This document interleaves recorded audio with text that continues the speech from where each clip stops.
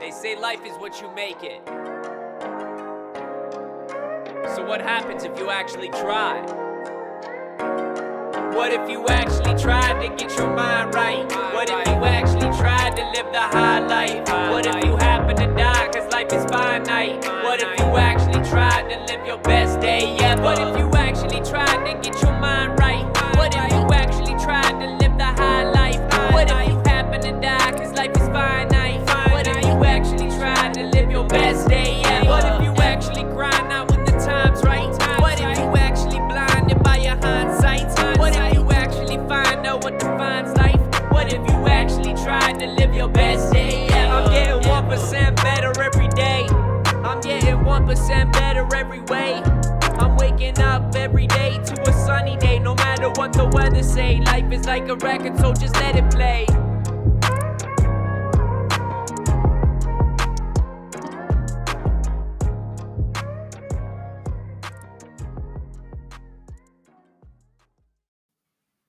Welcome everyone to Best Day Ever Media. We're on episode number 3. I'm joined with my co-host Adam Martin. Hey Adam, how's it going? Hey, good morning everybody. I'm doing excellent and looking forward to another episode here. Nice. I'm actually getting so fired up by that theme song that our buddy Dan put together for us, and just kind of the time lapse and the sunrise there. So yeah, it just really puts me in the mood to do these BDE episodes. And in today's episode, we're going to be covering the Bank of Canada.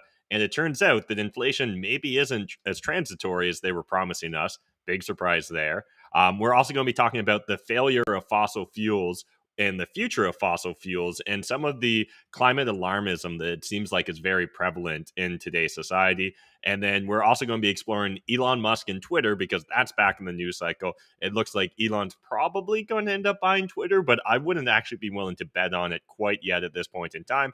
And then finally, we're going to hit upon a story here that I don't think we can answer today, but is it possible that politicians maybe someday, some way, could end up just telling us the truth and not just obfuscating things with different rhetoric and talking points and things of that nature? I would just really love to return to a time, maybe this time never existed, but when politicians just told us how it was, gave us their honest opinions, and weren't worried about trying to massage or manage every single narrative that comes out from either their individual mouths, their political parties, or their cabinets. That's probably asking a little bit too much, but I don't know. We'll see how it goes. But before we jump into that, just how's your day going, Adam? I've been feeling a lot better than yesterday. Also, hopefully you guys don't see me quite as orange as I was. We've switched cameras again, so let me know. Do you prefer orange matte or white matte? But I got a little bit better sleep. I don't know if it was exactly your article and some of the tips you gave us, but I don't think that hurt either. Hey, I'm thinking yesterday was an excellent talk. And if you guys missed that talk, it's actually live right now on, I believe, Rumble, YouTube, Substack. It's live everywhere you could possibly want to watch it. If you're on the go, I actually had somebody reach out and say, hey, I'm on the go, unable to watch this thing on YouTube because I have text messages coming in. I'm running a business, etc. That's okay. It's on Spotify now. So you can actually find it on Spotify. But my morning's going really well. An additional habit that I've actually picked up because of yesterday's talk is the cold shower. So I actually just had a cold shower before the show. And I'm also experimenting with eating in the morning, which is something I haven't done for a long time. So I'm definitely looking forward to seeing the consequences of that. But it appears to have good circadian rhythm effects. So we'll see. If I'm sleeping by the end of the episode, I'm blaming Andrew Huberman. Yeah, it kind of seems blasphemous, in my opinion, to get off that intermittent fasting train. Honestly, I've always felt that that's like one of the super hacks to life. So I kind of consider myself inherently a lazy person, or someone that's always looking for like the 80-20 principle. What's the 20% I can do to get 80% of the results? And I don't think that anything in health, there's no silver bullet in regards to your health. But if I had to pick one silver bullet, I honestly kind of lean towards intermittent fasting. So I'm curious to see how this experiment of yours turns out. Hold on. To be fair, I'm cutting out my evening eating because I've been eating way too late in the evening. I'm usually eating dinner right now around 9 p.m. Very bad consequences for your sleep. And so I'm actually going to rotate my intermittent fasting schedule to the morning. So I am going to continue the best practice of intermittent fasting. Okay. Well, that clears things up. I've always found that like afternoon or evening makes it a lot easier though, because you do feel sluggish after that big meal. But I'm glad to hear you're still on the IF train there. Meanwhile, it looks like we're maybe not quite yet on the Rumble live streaming train, but we hope to eventually figure out all of these little behind the scenes things so that we can be streaming on all the platforms. But if you guys are watching us right now on YouTube or Twitter or any other platform that maybe we're streaming on that I don't even realize, leave us a comment. Just let us know. Can you hear us? Can you see us? Because, again, we're still kind of new to all this, but really appreciate those of you that are joining us for BDE. And before we get into today's top stories that we want to cover with you, I'd actually like to share another WTF story. And Adam, I think I already know your opinions when it comes to gun control. And I think that they probably line up with mine. But this is a story from Louder with Crowder. And again, reminder, guys, links to all the stories we're going to cover will be shared in the Telegram. So if you want to hop in there, we'll share them after the show. But let's start off. Essentially, there's all these gun buybacks going on in the United States these days. Usually, you're going to see them primarily in blue states and blue cities. But I'll just read the title here. Genius makes $21,000 selling 3D printed guns at gun buyback, and New York's Attorney General is pissed. So I actually love, for anyone that's kind of interested in 3D printing and what's going on with people being able to print guns, there's a fantastic Twitter account called Ghost Guns. Really encourage you guys to follow them. Although you probably will end up on some sort of government list for following them. So you're going to have to weigh the pros and cons. But I really love the memes they share and just the different perspectives they share in regards to it. And yeah, so literally someone decided to print, I believe it was 41 different guns, turned them in at this gun buyback, and they received 41 $500 gift cards from the state of New York. This is wild, and I suspect that if we continue to see these sort of attempts at kind of gaming the system, that we're eventually either going to see these gun buybacks disappear, or they're going to be tweaked in regards to it. I believe that there's already been a couple other gun buybacks that took place in other states where they literally started buying back plastic guns because they realized you can actually print a plastic gun for less money than what you're receiving in regards to these gun buybacks, particularly when it's like a $500 gift card. But earlier on in the news cycle, earlier in the year, there was a story about someone printing 3D guns and turning them in for $200. And someone actually sold back, I believe it was like 110 guns in that manner. And again, it's wild to see the creative approaches, I guess, that people are taking in regards to gaming the system. So, Adam, thoughts, opinions on this or gun control in general? Yeah, I mean, this has a very Robin Hood type feeling to it, where they're sort of stealing from the rich to benefit the poor here, and I've always loved that story myself. So it definitely seems interesting. I am interested, and I guess just a little bit ignorant on the subject. I wasn't aware that these ghost guns were legal in the first place, and so I think that's kind In of the United interesting. States, absolutely, right? Like, They are in in the the United vast States. majority of US states, at least, like, one, if you only follow the US Constitution, obviously, they're absolutely allowed because of the Sure. Second Amendment. In certain states where, like, they've got restrictions on barrel lengths or the capacity of these guns, so, like, again, in states like California and New York, definitely do your own research, but in a lot of the red states and states that, really defer to the Constitution in regards to how they oversee guns, yeah, you're absolutely able to. And the other aspect here is these gun buybacks, they don't ask any questions, right? So, like, there's often stories of like kids turning in their dad's guns and stuff for toys and things of that nature. So, there's a few things to unpack. But one thing I'd like to jump in there is with Robinhood.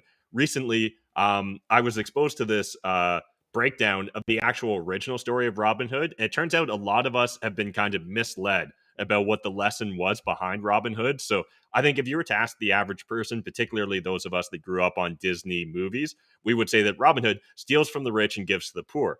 But what he actually did in the original story was he stole from the tax collector and gave back to those that had been taxed.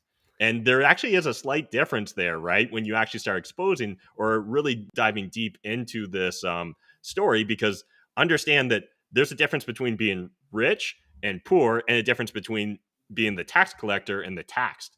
And I actually like the original version much better. It's much less of a socialist perspective and much more of a libertarian or anarchist perspective. Yeah, that's brilliant, and I'm happy to be updated on that story. Although it does look like this actually would cost the taxpayer if somebody was doing this, right? Because of course, if they're getting gift cards sponsored by the government, those gift cards and the funding behind those gift cards are coming from somewhere. But I definitely do think there's something unique as well about that situation of a gift card, being that it is so anonymous and so sort of.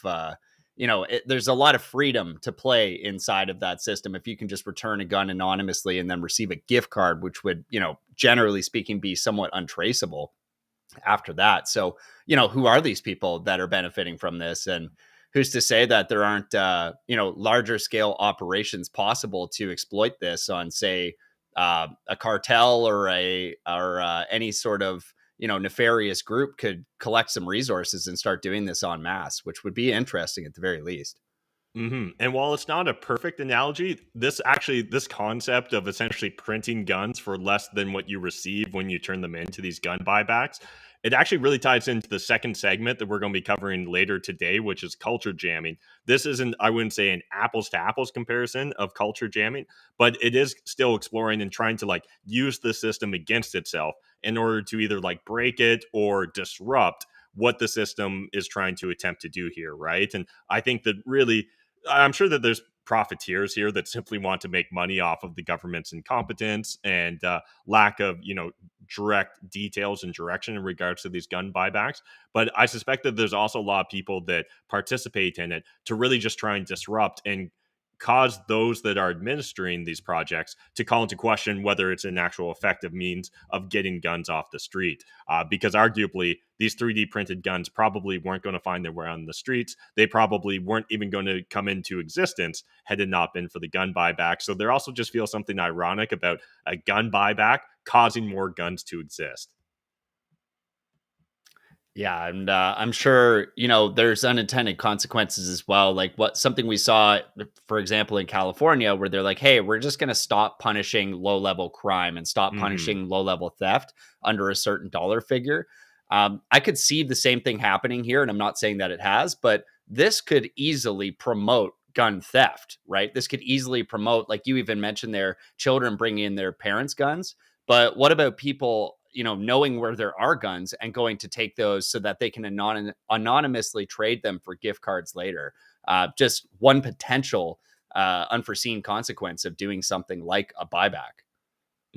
Yeah, these stories always kind of fascinate me. But before we jump into the main stories for the day, let's cover some daily recommendations. So I've got a daily recommendation for everyone that if you're into comedy, if you're a fan of stand-up comedy, all those things, I've really been recently binging the Kill Tony podcast. If you guys are unfamiliar with it, it's essentially Tony Hinchcliffe, and what he's doing on the show is literally they pull names out of a bucket, and it's opportunity for individuals that are trying to break into the stand-up comedy scene to have 1 minute on stage in front of a live audience, and it's just fascinating. I was DMing with a friend last night, and he was kind of like talking about Kill Tony's podcast, and the one thing that I can't get over is like literally there's no safety net here. So like it could be some random homeless person off the street decide to write their name down, or it could be like an up and rising star when it comes up to stand-up comedy. And there's moments where it's honestly so painful that I can't sit still and watch it because of the cringe of these people that seem to be legitimately and earnestly attempting to deliver stand-up comedy, and just their execution, fails terribly. All that being said, though, I believe Tony actually has his own like anecdotal story of the very first time that he went up on, or that he was supposed to get up on stage and deliver stand-up comedy. If I remember correctly, the way that story goes, I think he actually ran out of the room instead of actually coming up on stage and delivering it. If I'm not mistaken, I might be confusing that with another comedian's backstory, but it's not necessarily an indicator that you're going to fail miserably. But one, if you guys just enjoy watching people fail miserably, you absolutely want to check this out. But like I said, if you're a fan of stand-up comedy, you definitely need to check out the Kill Tony podcast. Yeah, excellent recommendation. And I actually believe that at Joe Rogan's new comedy club, he's going to be inviting Tony Hinchcliffe there to actually host the Kill Tony show there on a regular basis. So definitely Hmm. excited to follow that story. And just while we're on the note of comedy, I will actually be seeing Bill Burr tomorrow night in Windsor, Ontario. So I'm pretty excited about that. But my recommendation today is actually a specific episode of a podcast that we've mentioned before on the show, which is Part of the Problem. And that's a show by Dave Smith, who's also a comedian. And the specific episode that I found myself interested in the other day on one of my walks was called The Orwellian World. And it's followed up by Was the Russia conflict instigated? And both of those episodes are really quite fantastic and a great look at the past couple of years and what's going on. Another recommendation, just following yesterday's episode on sleep that we discussed, some of the best practices for optimizing sleep. I would tell everybody and recommend everybody once again the Huberman Lab podcast, which is a great podcast to learn anything actually about optimizing your health. And so almost any episode on there is going to be absolutely incredible for helping you get 1% better every day. And that's what we're trying to do here as a community. So highly recommend that podcast. Yeah, I actually haven't checked that one out, but I was like scrolling just on the iTunes or whatever it's called podcast app last night, and I think it's like in one of the top 5 for whatever category it's placed in. So I definitely need to jump into that. And while we're on the subject of podcasts, I believe now we're actually a podcast as well, right, Adam? So we're on a couple of platforms. Yep, absolutely. We're currently on the Spotify podcast app only. And I believe that that is a logistics issue with having the video included. So if you're interested in watching this on the go, Spotify is going to be the best place to find us right now. But you'll also have access to the video if if you care to watch the video at the same time. Nice thing with the Spotify app is you can continue listening to it through your headphones if you have to close your phone. And so I think that's one of the huge benefits. But yeah, I mean, we're going to work on getting our show on every platform possible as soon as possible. So we're also working to get 1% better here at producing the show.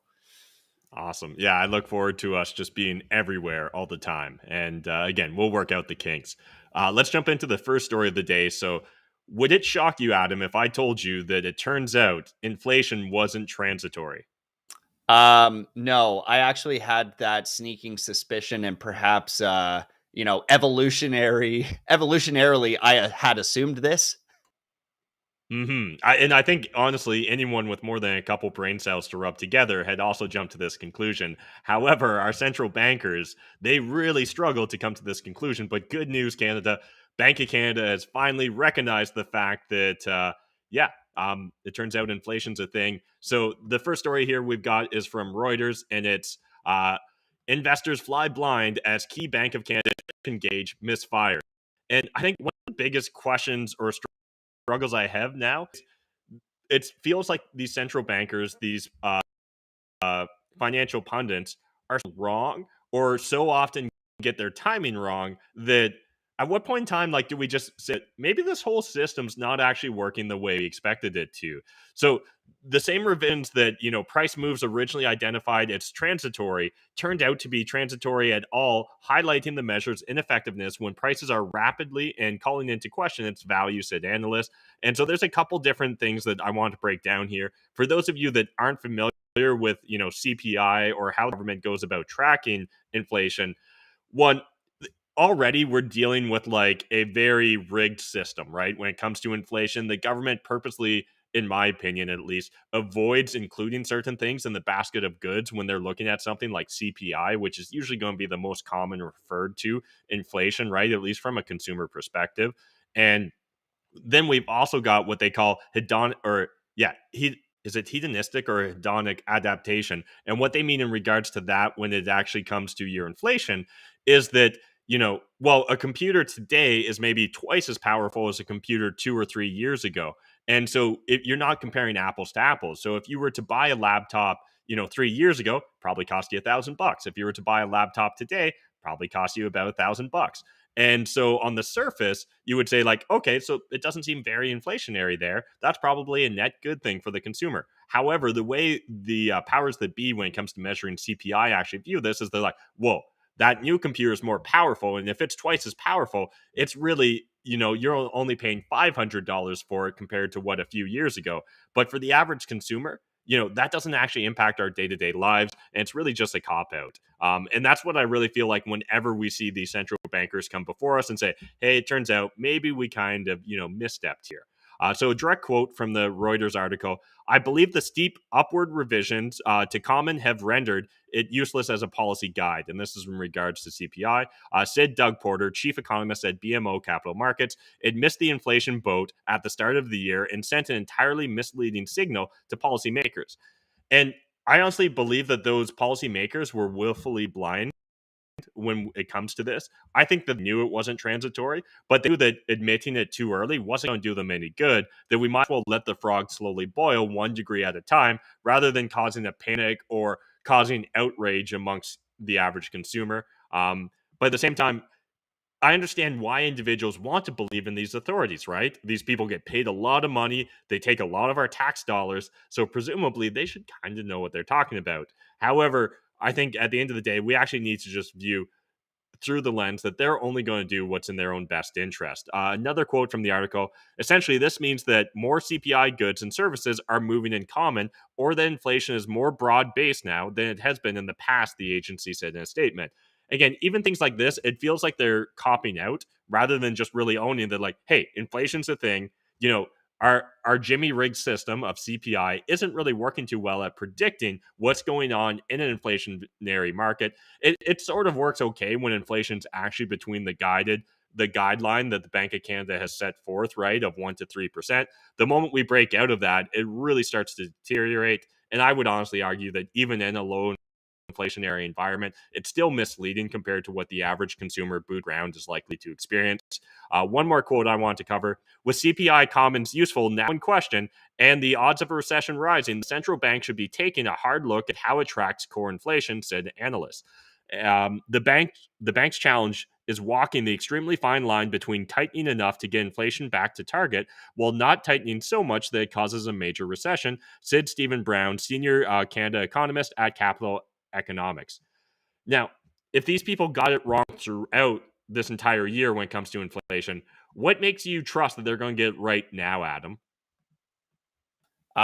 Yeah, I actually don't trust them at all. I literally have zero trust. Another couple of issues that I think it's worth pointing out while we're discussing this is there's actually other hidden issues with it, the CPI index, right? So one of the challenges right now, and something that I actually was just noticing the other day at the grocery store, is rampant shrinkflation, where the price may look the same, but in fact, the size of the packaging or the net weight of the product you're getting has actually changed. And so it looks the same, but you're getting less for the same price. And I just noticed this yesterday at my local grocery store with ground beef. Okay. So the same package, it looks the same, but there's less weight in it, is the same price as it was in previous times that I recall purchasing it. So that is one hidden cost. There's another issue as well with CPI, and that's that it focuses largely on urban centers. And so I think it largely leaves out some of the costs that people, like perhaps in your circumstance, Matt, in a rural setting,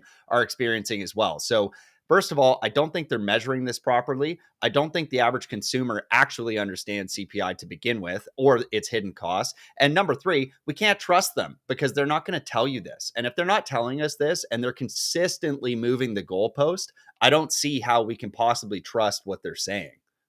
Yeah, 100% agree. And I've definitely anecdotally experienced some of the effects of inflation as well. And not only is shrinkflation a thing, and like one of my guilty pleasures is Cliff Bars. Particularly, late at night, if I'm high as fuck, I can, down 3, 4 of those things back to back. And not really, next morning I feel shitty and it's a poor dietary decision. But what's interesting is over the last 3 years, I believe they went from a box of 16. And at that point in time, it was like usually $11.99 for my like 16 Cliff Bars if you were to buy it at the grocery store.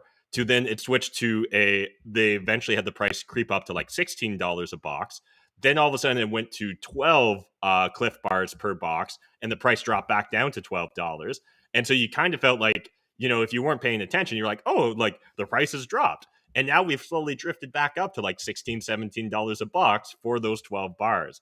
Another interesting little bait and switch I've noticed. I live in the middle of nowheres, but essentially there's a local grocery store and they've got like a tiny meat counter. And I purposely go there and buy meat, even though I often buy it by the cow here. But just because I like the fact that there's a meat counter in my local grocery store, I want to support them to a certain extent. Well, they've gone from having like, sirloin steaks and ribeye steaks to now it's eye of the round steaks. And what they've done is essentially just slice up an eye of the round. And now they're charging like $7, $8, $10 a pound for that eye of the round steak when it used to be that you could get like a sirloin for that. And it's fascinating to watch this play out in real time. I'd love to hear from any of our audience members. Have you guys personally experienced this? Are you actually seeing these results when it ends up you going to the grocery store yourself? Let us know, comment on the video, share your thoughts in the Telegram chat as well, because I don't think Adam and myself are alone when it comes to noticing some of these interesting patterns. Yeah, huge hidden cost of CPI measurements as well as the active substitution. You can often substitute a higher quality good for a lower quality good and have it not affect the CPI. So I don't think that's right. And that type of sleight of hand that you're discussing is very dangerous for anybody that's not paying close attention. 100% agree. Switching gears, getting into our second story of the day. This is all about fossil fuels and whether we've got a fossil fuel future or whether we're looking at, climate catastrophe. And I think this is really important because, from my perspective, and again, this is honestly just my opinion, it seems like an entire generation of children growing up now have had it almost beaten into them that we're on the precipice of complete and utter dissolution when it comes to the earth because of fossil fuels, because of CO2 levels and things of that nature. And so I think we're seeing a lot of young activists, right? Most people are familiar with Greta and, her outspoken criticism of our current world economy in regards to our dependence on fossil fuels. But we're also seeing it like major sporting events, right? People gluing themselves to like the tennis courts. We're seeing people glue themselves to famous pieces of art and things of that nature. And I personally think that the individuals partaking in this, a lot of them have very good intentions, right? And a lot of them have just read headline after headline after headline and heard story after story about how we're on the precipice of complete and utter destruction of the earth. And if we don't get our shit in order very fast, if we don't dramatically cut back fossil fuels, that there's going to be no future. However, I guess my inner contrarian naturally, it just kind of it it sparks a certain like desire for me to want to question the mainstream narrative when it comes to this, particularly because, as we see different measures like ESG scores, right, environmental, social, good scores coming out and things of that nature, it's hard to not think that there's a very large business behind a lot of this discussions around climate change. And recently, I've been kind of going down a rabbit hole. For anyone that's interested, I'd really encourage reading Bjorn Lomborg's book. He was recently on the Jordan Peterson podcast as well. His the one book I'm familiar with is Climate Alarmist, and essentially he explores how over the history, like since the 1970s, climate scientists have consistently been predicting things and getting it wrong, but also that the media usually runs with the most extreme or dramatic version of the story because it gets clicks, right? Even in the 1970s, it sold newspapers to talk about the upcoming ice age and about how we were going to be under, feet of snow. And now these days, it's all about climate alarmism in a different direction about global warming and the levels of CO2 and things of that nature. But one interesting little anecdotal aspect in regards to everything around this discussion is the fact that I don't know about you, Adam, you're a little bit younger than me, but growing up, the ozone layer was the number one thing constantly talked about, right? We were depleting the ozone layer, things were going to fall apart. And it turns out that today the ozone layer is actually healing. I don't have the stats right in front of me, but I think it's something like, compared to the 1990s, we're actually way better off. It's because it turns out that when we're faced with a problem, humans can often dynamically adjust and adapt to those situations. But we shouldn't necessarily just be throwing the baby out with the bathwater. And that's what this second story is all about. So, false thought patterns on catastrophes. And this book right now, it's actually on my to read list. So it's literally just in a pile of books there. Fossil Future by Alex Epstein. And Alex, yeah. Which one's anyways, it's not pronounced the exact same way as the Epstein that we all know as the child molester and island and rapist and things of that nature. But I've heard Alex on a handful of different podcasts, and he's very well spoken, and he's definitely taken a contrarian perspective. He's not denying the fact that humans influence the climate. He's not denying the fact that we create CO2. But what he's really trying to explore, at least from my perspective, is honestly looking at the cost benefit and ratio when it comes to fossil fuels. And one thing that's really dramatically jumped out to me when listening to some of his talks is that throughout the history of humanity, we've never gone from a dense form of energy and fuel to a less dense. It's always been an increase, right? So whether we're talking about starting off with like wood fires to moving towards like peat moss and coal to eventually going into higher dense energy things like natural gas and oil and gasoline and things of that nature. And understanding that the reason we've got so much abundance in the world these days is because of these very dense energy sources. However, when you look at other options, right, other what are often framed as more sustainable options, such as windmill or solar, it turns out that they're not as dense of energy sources. And so there are serious trade offs if we're going to try and migrate or solely turn to those as our sole source of fuels. And I just wanted to highlight this article from the Mises.org Institute. Absolutely amazing. I'm a huge fan of the Mises Institute and everything that Ludwig von Mises has written that I've consumed up until this point in time. This article is from David Gordon. I'm also a big fanboy of his, but there's a couple quotes and segments here I just wanted to share with you guys and then get your opinion, Adam. So Alex Epstein has changed the terms of the debate about the danger of global warming and the alleged need to take drastic action in response to this. One side assures us that we must follow the science, which it is claimed has proved that the rising global temperatures caused by fossil fuels, which emit carbon dioxide into the atmosphere, will soon result in catastrophe unless we green the economy. The opponents either question the evidence that disaster impends or argue that the threat can be handled without revamping the economy. He argues that modern civilization depends on fossil fuels and that far from curtailing their use, we need to spread them to the impoverished parts of the world. So great are the benefits from using fuels that only a true end of the world nightmare caused by CO2 emissions could require that we shift to other energy sources. And despite the alarmist caterwauling, and that's a new word for me, caterwauling, this nightmare is most unlikely to occur. Moreover, Epstein holds that the benefits of fossil fuels are so obvious that only a defect in thinking could have induced people to ignore them. He argues that the system has gone very wrong indeed, owing to the fact that its leading lights are in the grip of a philosophy that views human beings as an upsetting intrusion on the earth. I think that this is really important, right? Because we often hear about this delicate balance of our ecosystem, right? Of our environment. It turns out it's actually always been dynamic, right? And certainly, while again, humans have the capacity and are currently influencing the trajectory of these things, we automatically assume that if we're changing anything, that's obviously a bad thing. But we actually need to like dive into the pros and cons behind it. He also responds that predictions are far different from claims about what has happened in the past, which can often, though not always, be assessed objectively. Climate predictions are, for the most part, highly speculative, and the anti human ideology of the catastrophists, as Epstein dubs the climate alarmists, should incline us to view what they say with doubt. All the more so if they have wrongly predicted catastrophes in the past. I think this is an important thing, right? Like, are we actually looking at the track record of the people that are telling us today that we're on the cusp of the end of the world, right?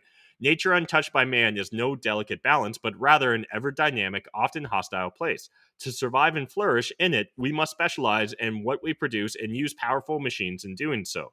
Um, Technology enables us to achieve what he calls climate mastery. He cites in the connection a telling statistic. Despite the temperature rise that has occurred in the 20th century, deaths from climate have sharply decreased. In reality, dangerous temperatures, which overwhelmingly come from too much cold, not too much heat, are a smaller danger than ever thanks to two forces: fossil-fueled climate mastery and modestly warming temperatures.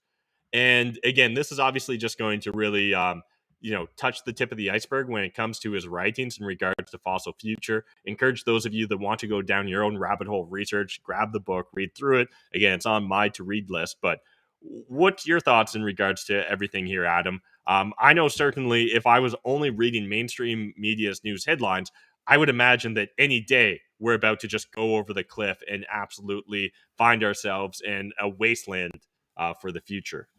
Yeah, I mean, I think that the inconvenient truth is that there's a lot of stakeholders here. There's a lot of people that stand to gain and a lot of people that stand to lose on both sides of this argument. And I actually first started thinking about this subject matter a little bit more closely when I listened to an episode on Joe Rogan's podcast. It's episode number 1776 with Stephen E. Coonan.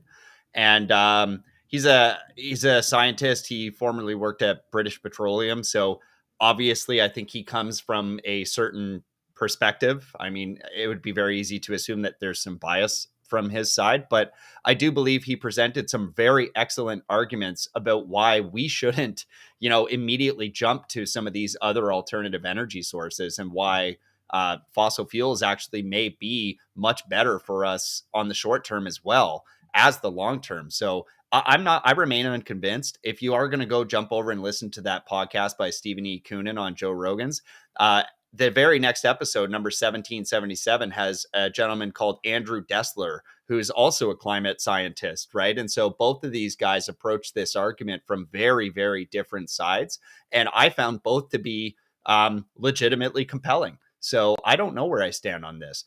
I do happen to own a Tesla. And so I think I get more than the average person in terms of advertising and different click stuff like in my search algorithms. So after buying that Tesla, it has become apparent to me that, batteries aren't as simple as they appear either. Right. So things like solar, things like batteries, things like wind energy, we really need to think about the various precious metals that are required and rare elements that are required to make these things and what kind of unintended consequences there are to switching our systems over to that. So I think the jury's still out on this one, Matt. I honestly remain unconvinced. And at the same time, I can see how both sides could potentially be right, but I also don't believe the sky's falling. And I think it's rather naive of us to believe that us little humans get to impact the world in that way. We obviously do have an impact on the world, but I think it's rather naive of us to say, the weather's different and so the climate's changing. And so we're contributing to this because we drive cars. And I think there's lots of data to support the argument on both sides of that. So I'm not sure.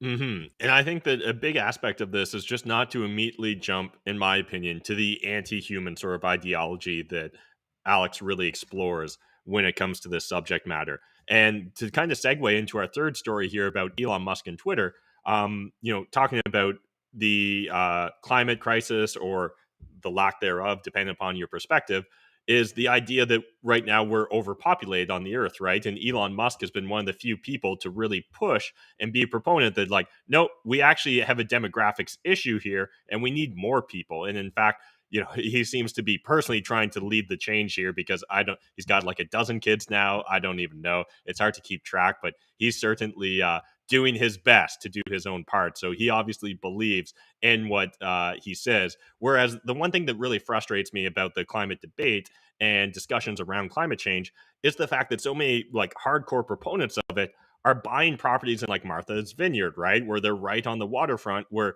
if they were to believe their own statements within, a few decades, they should be underwater there versus, wanting to spend millions of dollars on that sort of property. You think they would be running literally to the hills, right? And trying to get high elevated properties if they expected that we were actually going to see the oceans rise to the dramatic effect that they've stated. So anyways, just thought I'd share that before we transition into, it appears Elon Musk will be buying Twitter. Now, first things first, I'm not even sure if I fully believe this. I think that there's still a lot more to play out in regards to before we finally find out if Elon Musk will end up acquiring Twitter.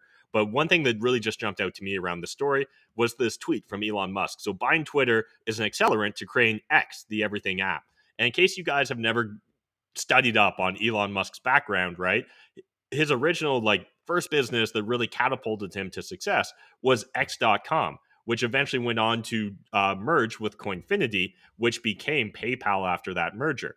And obviously, if you guys have spent any time in the tech space, you've heard of things like the PayPal Mafia, which is, the level and degree to which those founders of those two companies went on to essentially completely change the landscape when it comes to tech and startups and things of that nature, right? Peter Thiel being another member of the PayPal mafia.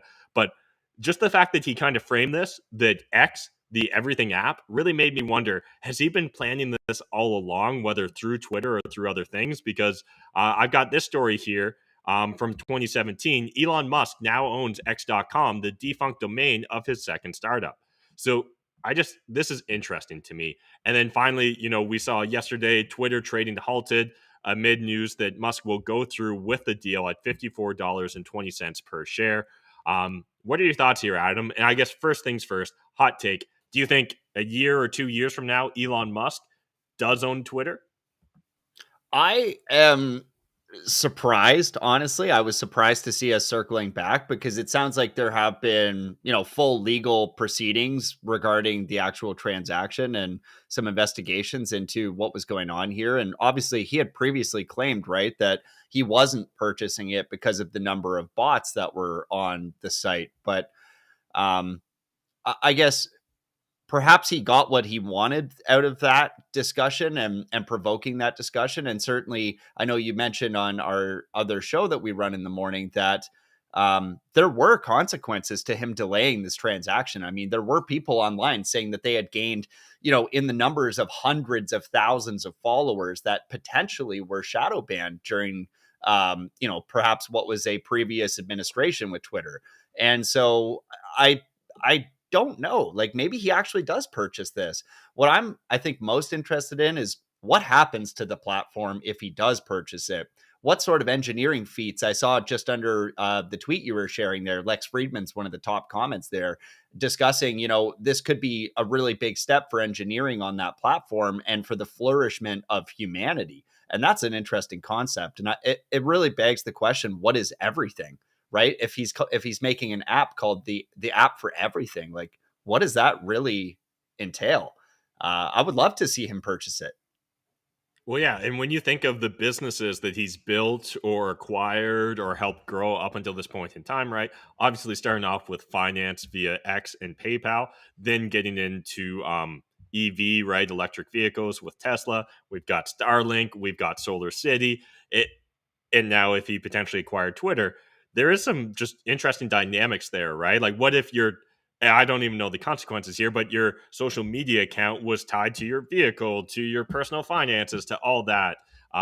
It's just fascinating. I know that, just bear with me here, guys, for a second. I'm going to put on my tinfoil hat, but I know a lot of individuals that are religious or, believe in potentially the Antichrist talk about things like the Antichrist will be a great unifier and things of that nature. And so I've definitely gone down my own little rabbit holes of research in regards to that sort of nature, and particularly with Elon Musk. There's some weird threads if you guys want to read that you can, you're probably going to need to brave.com it. You won't be able to find them on Google, but it's fascinating, right? And the one thing that makes me hesitate, because on surface level, it feels like Elon Musk has nothing but good intentions and is trying to improve the world.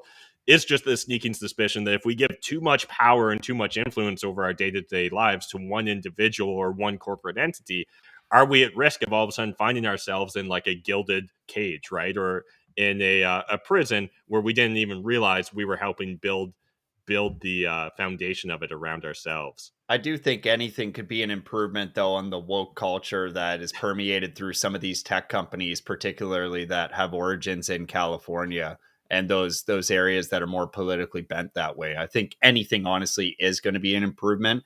And we've seen through his Elon's posts, if that's any characterization of himself, he is quite practical and very fond of the use of memes to communicate his point. And, obviously the second half of the show may even touch on some of that stuff and why that's so important. So I'm really interested in seeing what he does. And throughout the creation of PayPal and Tesla and SpaceX, he has a very strong thread between all those businesses with the use of first principles thinking. And I'm really excited to see what someone with his mind and capacity could do with social media and what type of first principles thinking applies to that.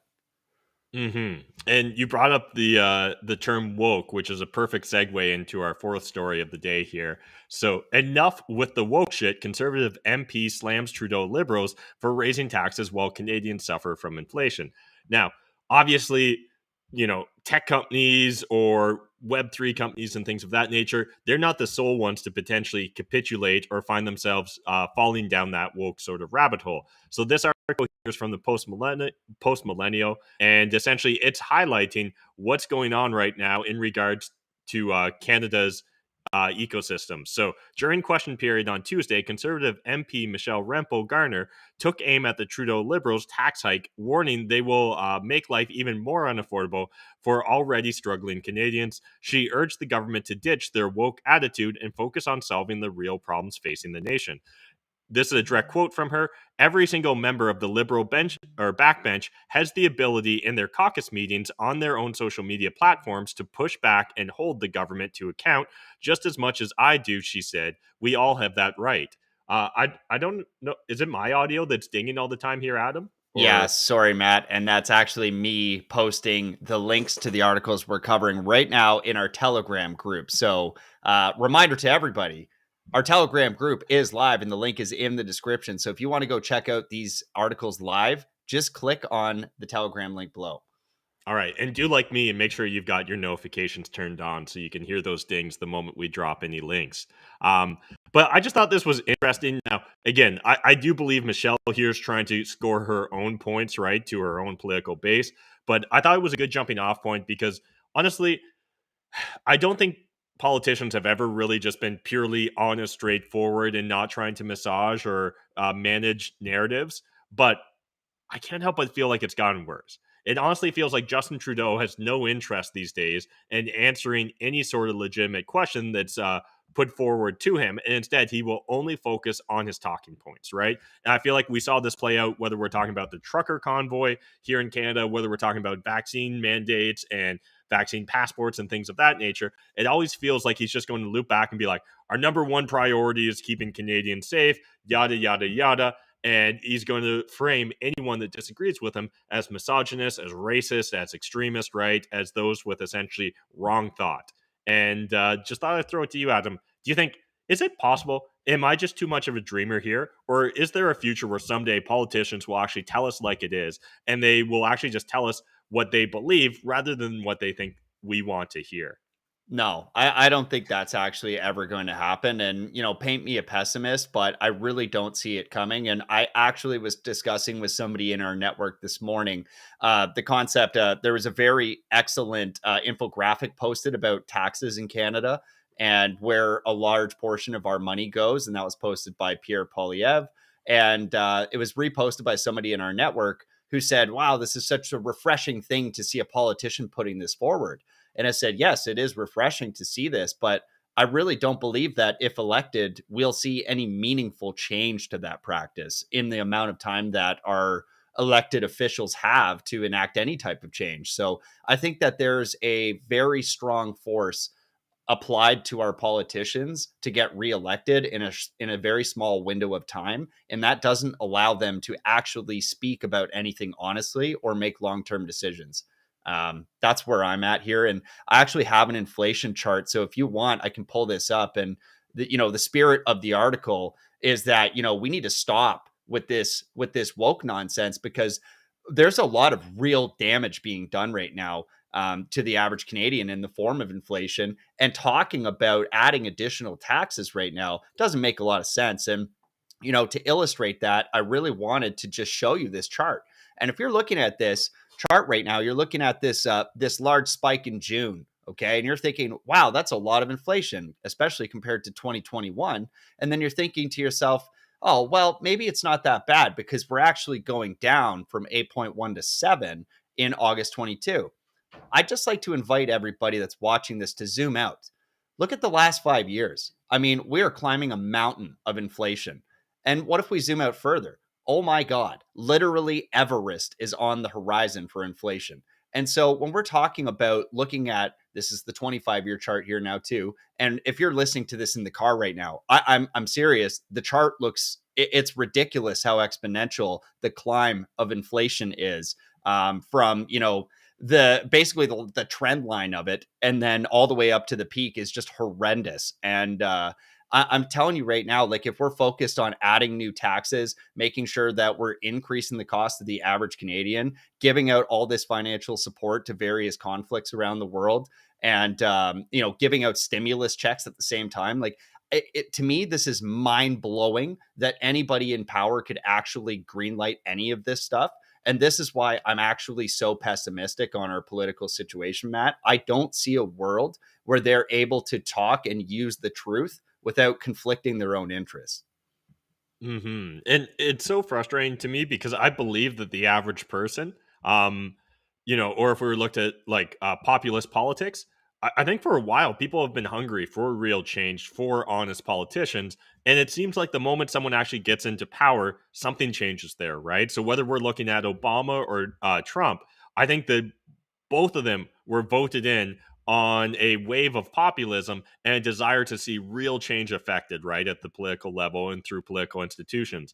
And I don't know if it's the lifelong administrators, right, the people that are unelected government officials, that whether the bureaucracy slows them down somehow, inverts their original intentions or otherwise is able to essentially direct or steer them in a different direction, or whether these individuals again were literally just lying to us from the start. But whether you're thinking about Obama and him kind of being the drone king, or Trump and his desire to clear the swamp, it feels like both of them failed, in my opinion, miserably when it came to actually affecting real change at the top level of government. And that's my biggest fear when we think of like someone like Pierre Poilievre, right? He sounds a little bit different than our average politician. It feels like he's a little bit more authentic.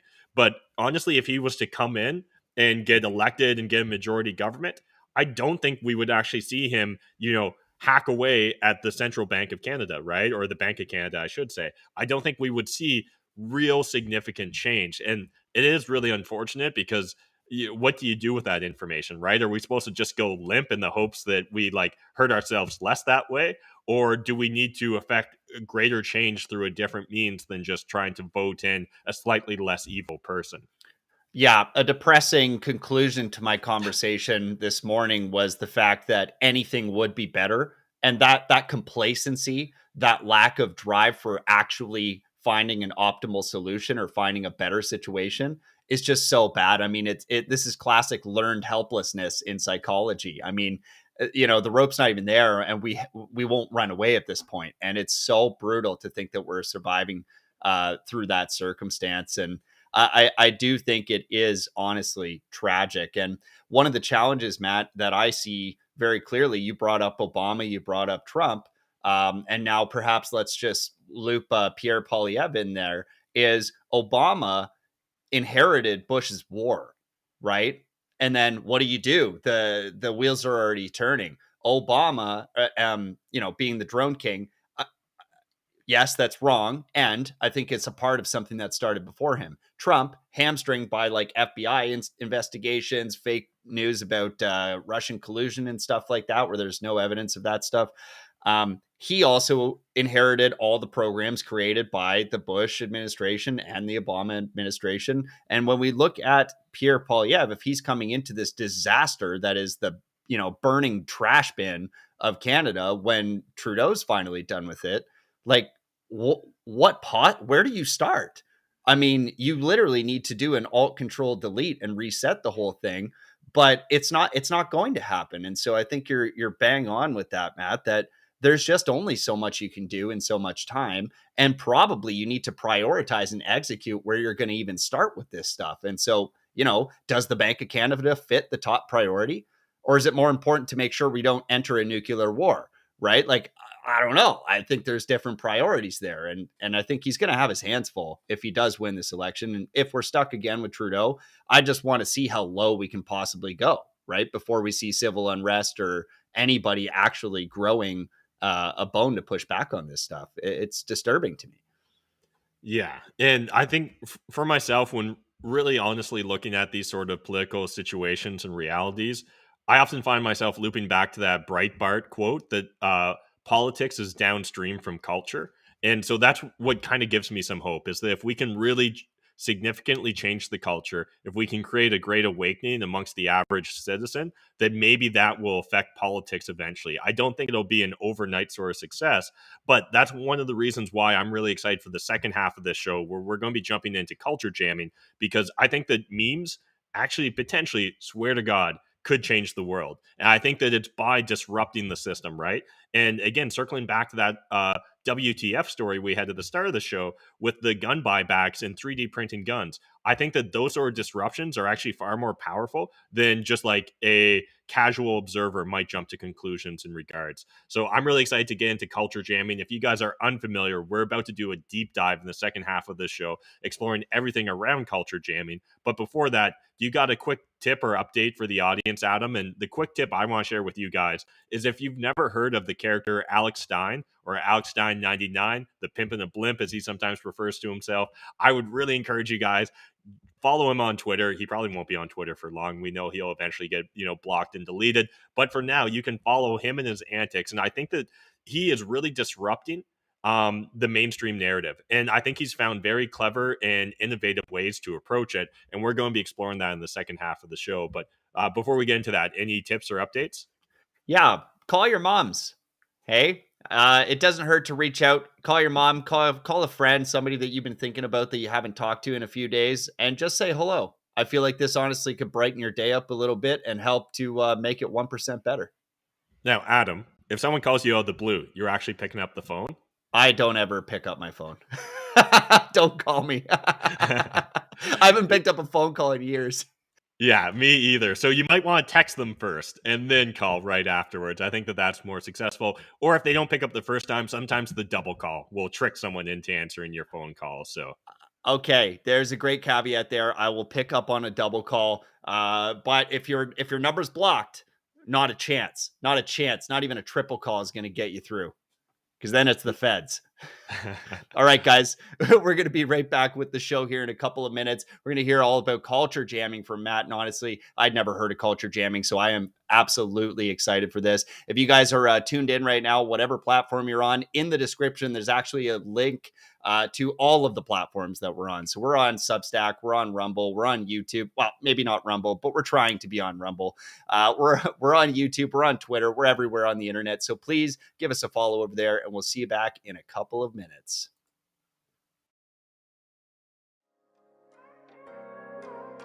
They say life is what you make it.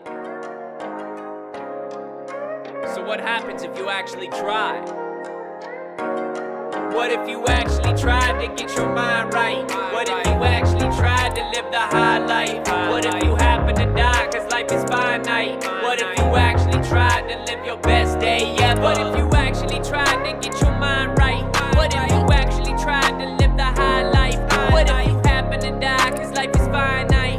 What if you actually tried to live your best day ever? What if you actually grind out when the time's right? What if you actually blinded by your hindsight? What if you actually find out what defines life? What if you actually tried to live your best day ever? I'm getting 1% better every day. I'm getting 1% better every way.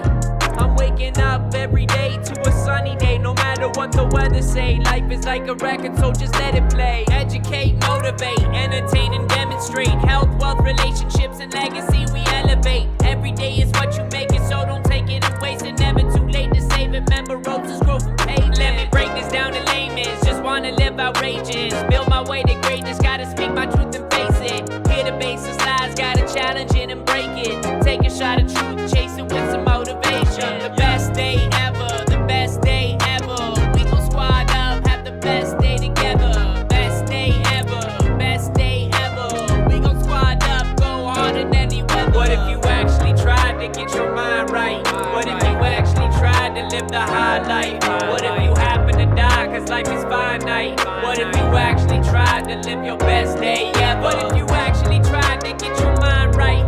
What if you actually tried to live the high life? What if you happen to die, cause life is finite? What if you actually tried to live your best day ever? What if you actually grind out when the time's right? What if you actually blinded by your hindsight? What if you actually find out what defines life? What if you actually tried to live your best day ever? I'm getting 1% better every day. I'm getting 1% better every way. weather say. Life is like a record, so just let it play.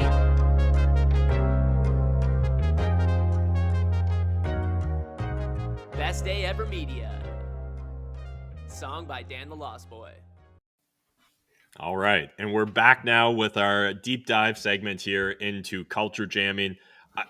I guess before even like getting up with the show notes here and screen sharing, Adam, have you ever found yourself in a situation where, you know, a meme or a viral clip actually caused you to take a moment of reflection and think about you maybe preconceived notions or a political stance or your opinion on an important subject matter?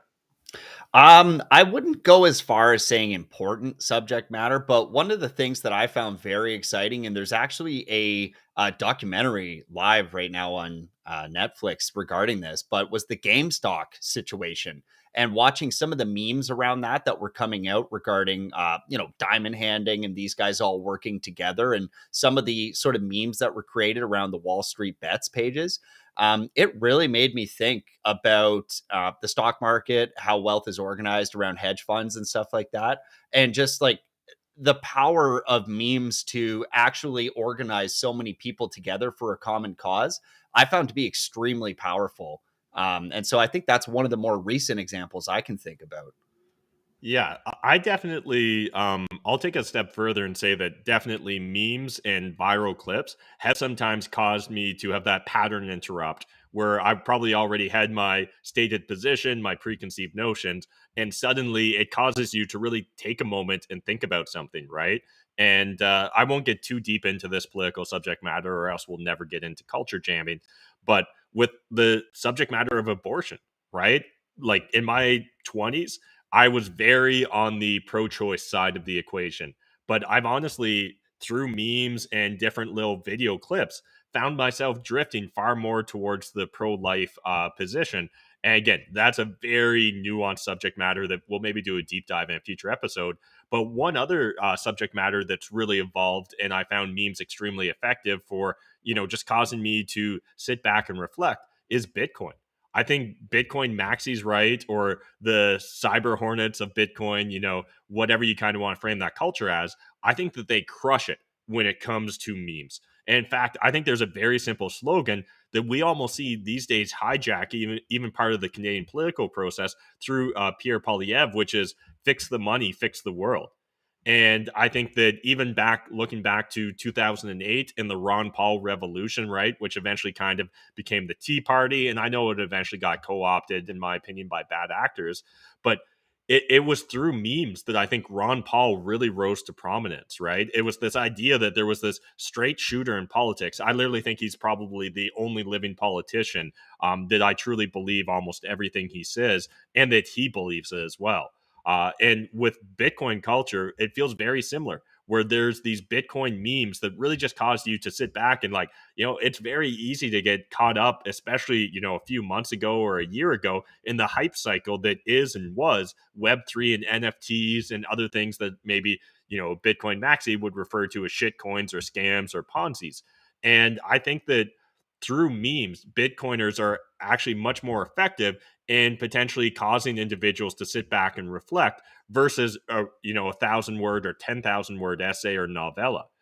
Because I think for a lot of us, sadly, and I include myself to a certain extent in this category, we don't necessarily seek out information until we've already started to convince ourselves to go out and seek out that information to confirm our inherent biases. So if you already have a stated position or belief, I think it's very easy to struggle to ever seek out new information. And I think that one of the best pattern interrupts, one of the easiest ways to do that is through meme culture, is through viral video clips, is by essentially, you know, distorting what was perceived as noise into signal. Now, Matt, you're a fellow Canadian and you grew up, similar time to me. Do you recall the very viral video on Canadian television that was the House Hippos Yeah, the commercial? moment you even just said you're Canadian, I was like, he's going to bring up house hippos. Yeah, I want to see if anybody else remembers House Hippos. And that's one of the things from my childhood that I vividly remember. And I think one of the interesting things about memes is how well it sticks in your brain, right? An illustration of a point that you weren't necessarily expecting is so fascinating. This idea of House Hippos, and for anybody that doesn't remember, It was a brilliantly produced commercial about these tiny hippos that would live in your house, and they were going around and eating crumbs off of the counter, or they And were, they were essentially the size of a mouse, right? And there's yeah, literally like they produced videos that showed these little hippos scurrying around your house. yeah, and they were hiding under the couch and things like that, and as a child, it was so, enthralling. I mean, you got captivated by this tiny thing, and it was actually believable because of how they made it so much like a mouse, right? They made it do mouse activities, and, of course, by the end of it, you're like, "Wow, this is such an incredible thing. Mom, our house hippo is real," but really, what that commercial was actually about was censorship. And the idea that, like, we should actually censor certain things from being promoted to children and promoted to people that don't really have the cognitive ability to understand what's going on. And so that whole commercial was actually just about, how easy it is to trick your mind and how easy it would be to trick, younger kids and things like that. So I really, I have that vividly painted in my mind, and I really wanted to bring that up because of how memorable the experience is, because it was so counterculture, or like so, counter to anything I was expecting at the time. And I don't remember exactly the way they framed it, but there was like a catchphrase or a tagline they had at the end of the video, which was "Not everything you see on TV can be trusted." And so, just for anyone that's kind of curious, maybe you're not a Canadian, there's a little screenshot there of the house hippo. You can see like, I don't know, a dog or a cat's food bowl in the background, and it was a very engaging, well put together video. And I believe it was produced by the Canadian government on CBC, if my memory serves me correctly. And it really was a great pattern interrupt, right? Because in Canada, especially, and it's kind of ironic now because literally we've got the government saying, like, trust no other news source but us. But there was a time when people actually really wanted to make sure that they were telling the truth and not pushing a narrative. And, compared to, I bet if you were to poll the average Canadian, there's a greater chance they remember house hippos than one of those historical moments, right? We had like different types of like, arguably propaganda pushed on us as Canadians through our government media sources. And like there was all these different, again, well produced videos that would talk about, how Canada was founded or this battle or this other thing. And looking at like important historical moments. I suspect far more Canadians remember house hippos because it was kind of like a viral video, a viral meme before that was really a commonplace term. And so, fantastic example there, Adam. All right. Well, let's switch gears and actually get into the subject matter of today's show because I believe culture jamming is extremely important. In this segment, I want to explore with you guys kind of the definition of memes, the definition of culture jamming. We'll touch a little bit on the history, but we won't actually have time to go through this entire 2,000 word essay I kind of put together here. But if you guys want to do a deep dive, I really encourage you. Go subscribe to us on Substack. You can subscribe for free. Right now, we're putting out all our content for free on Substack. Maybe eventually we'll roll out a paywall, but you can literally read this entire article for free. All you need to do is go and hit us up on Substack. There'll be links in the video description down below. But signal or noise, culture jamming. Can memes change the world? And in my opinion, spoiler alert, they absolutely can. In fact, I think it's one of the best ways to be able to influence politics is to first influence the culture. I think one of the easiest ways to influence the culture is to approach things through a meme or viral clip approach. So today we're going to be exploring culture jamming, memes, Banksy, fake news, rapping nurses, teachers with giant prosthetic breasts, and how to effectively navigate the current culture wars. And let's quickly just touch upon the history of culture jamming. So it's not a clear-cut term, and it's kind of vague these days in regards to what people apply culture jamming to. But originally, and like any sort of term, right, it's malleable as culture evolves. But it can normally be viewed as a protest or commentary on a dominant cultural force, right? Or something going against the mainstream narrative, right? Something that's going against the orthodoxy of the day, just like that house video clip did. Because so often, especially like in the 90s growing up, when you watch TV, it was easy just to assume to believe whatever TV was put in front of you. And that's why things like the house hippo were such a pattern interrupt for the average Canadian. Now, the term originates with Don Joyce, who was a musician and coined the term in 1984, pulling the concept from radio jamming, which is deliberate jamming, blocking, or interference with radio communications. And the idea here with culture jamming was that you're going purposely disrupt the perceived or mainstream culture or narrative at the time.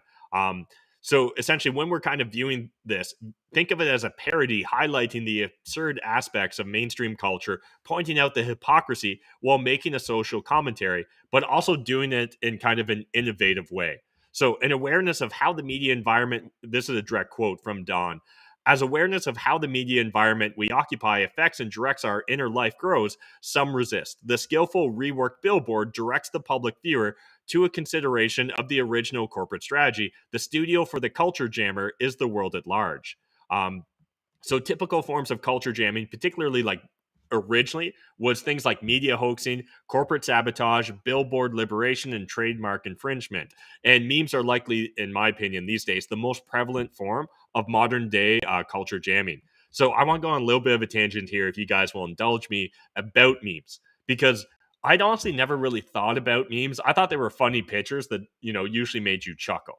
But when I read the book, The Selfish Gene, I started to interpret memes on a whole different level. And so if you guys haven't read the Richard Dawkins book, The Selfish Gene, absolutely recommend you check it out. You've read that, right, Adam? I actually have not read that Dude, book. you have to read this book. It's so good. And it just, I guess to me, it showed and laid out these really large patterns in life and explains things in a manner that I don't think that you're going to be exposed to without reading the book. So I want to highlight here a quote from The Selfish Gene, second edition, 1989. Memes are condensed images that stimulate visual, verbal, musical, or behavior or associations that people can easily imitate and transmit to others. And so, like, just high level, my big takeaway when reading The Selfish Gene was this concept that, like, humans, right, we're this selfish gene, or our genes are selfish and they want to reproduce. But the same thing holds true for ideas, right? An idea that doesn't naturally make you want to share it or spread it or reinterpret and spread it is going to die off because there's no catalyst there for you to want to share it. So something very mundane or whatever, like milk is white. No, there's no real reason for you to want to go share that with friends or family. But something like the house hippo is something that will actually like trigger you to want, have you guys seen this clip? This is wild. This is silly. But at the same time, the message behind that meme or that viral clip gets exposed to the individuals you're sharing. And so ideas that are more viral or more meme centric are naturally going to get spread faster and further in our culture. So Dawkins likened the process by which memes survive and change through the evolution of culture to the natural selection of genes and biological evolution. Memes are easily digestible, shareable, and trigger 4 key emotions for social change: shock, shame, fear, and anger.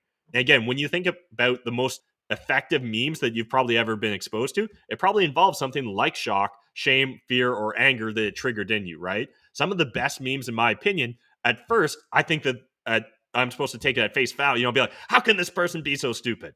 And then all of a sudden you're like, wait, take a step back here. Oh, I think that this is actually like a put on, right? Like they're actually trying to get me to react this way. And it gets you thinking about the subject matter when maybe otherwise you would just assume that that's noise, right? Like I'm not going to really pay attention to that. And we're going to get into some fantastic examples later on in the show, particularly around who one of the greats, in my opinion, when it comes to culture jamming. I think Alex Stein is literally doing it unlike anyone else right now in our culture. But going a little bit further on, and this is another quote from the book, but if you contribute to the world's culture, if you have a good idea, it may live on, intact long after your gene evolved in the common pool. Socrates may or may not have a gene or two alive in the world today. As G.C. Williams has remarked, but who cares? The meme complexes of Socrates, Leonardo, Cuniparus, and Marconi are still going strong. And that actually, again, honestly sort of changed my interpretation of reality when I first was exposed to this idea, because I was like, oh shit, yeah, there isn't just like your genetic legacy. There's also arguably your intellectual or your meme legacy, right? Like the ideas or the evolution of ideas that you help contribute to. And again, I think it's really easy to take memes at surface value and think of them as silly pictures that you're supposed to just laugh at. But in fact, they're distilling down oftentimes relatively complex concepts that might take paragraphs, or a book in order to explain. And they're, one, trusting in the consumer to be able to interpret it, but two, creating a version of that idea that becomes so much more easy for you to spread and share. And that's how these ideas really go to live on.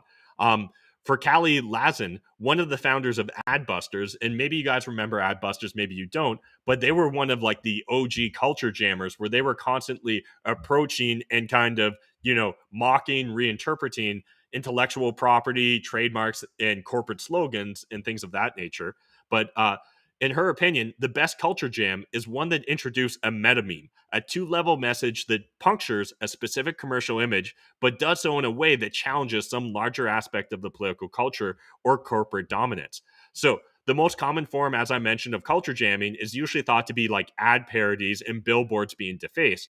And this was really popular in the 1970s. And there's honestly a really interesting rabbit hole to go down here of research. So those of you that want to understand the history of billboards being defaced and co-opted, I really encourage you to do so, because I think there's a lot we can even learn about today's meme culture from studying the past.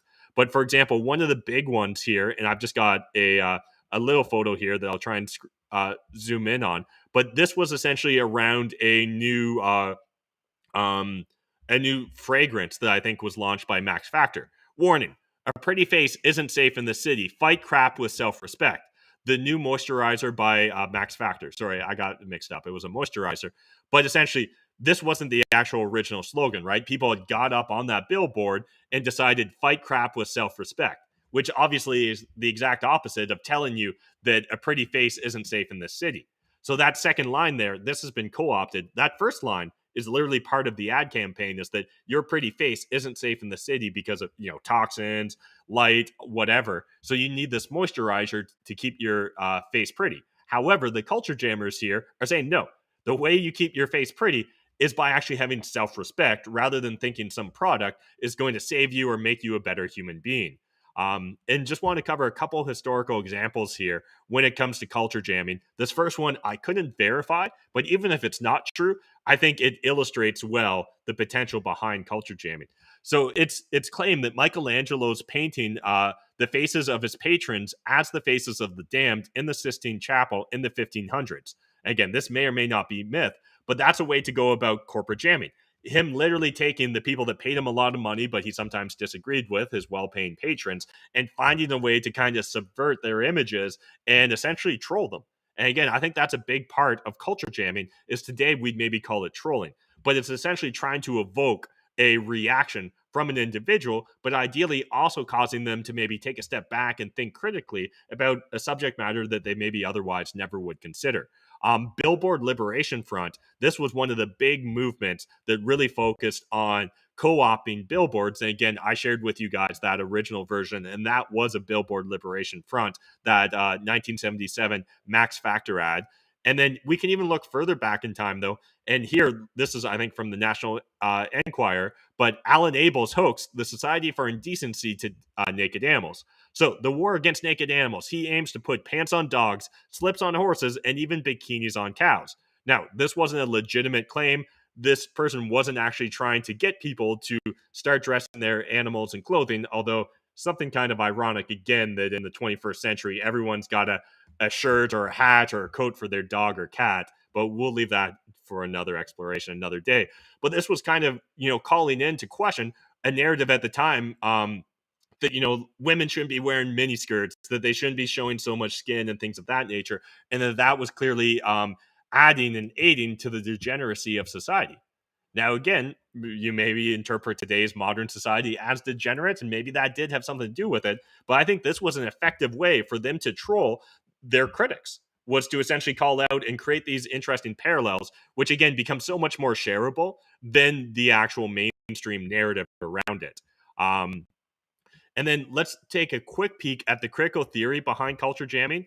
And again, it's a fantastic article and thought code link in the Substack article here that I encourage you guys to spend some time and read. But I just want to highlight here, how these memes, how this social commentary can really change society. So the practice of culture jamming is inspired by critical theory of the Frankfurt School, which focused on the power of mass media and advertising to shape and direct our norms, values, expectations, and behavior through unconscious and subconscious tactics.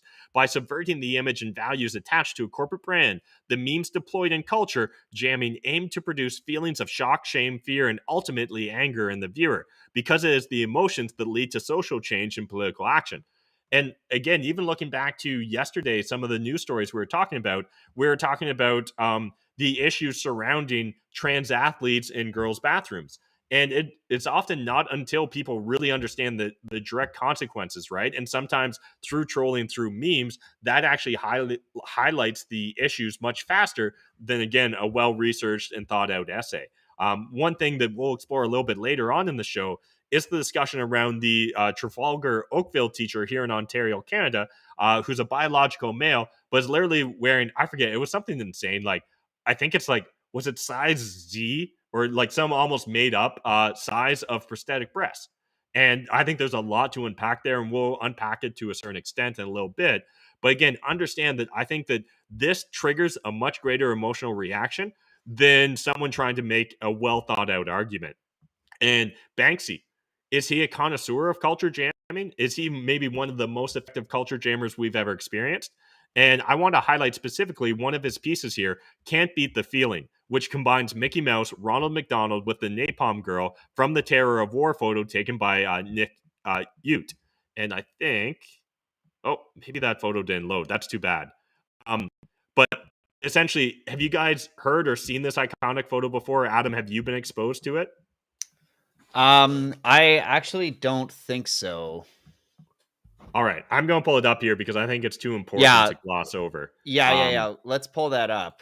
But one thing, just as you're talking here and trying to find that photo, I was just thinking too of how important it is for this type of communication and memeing, because as Matt Ridley points out, a lot of our understanding is made through the concept of ideas having sex, right? And having these ideas that are often shocking and have this shock value to them is very interesting because it just allows our brain to make different connections. So like this image that you're pulling up, I mean, that is thought provoking. And this is, I think, perhaps what Matt Ridley gets at, in that, you know, if you've never thought of these two concepts at the same time before, like, wow, the product of this is interesting. So Matt, yeah, take it away.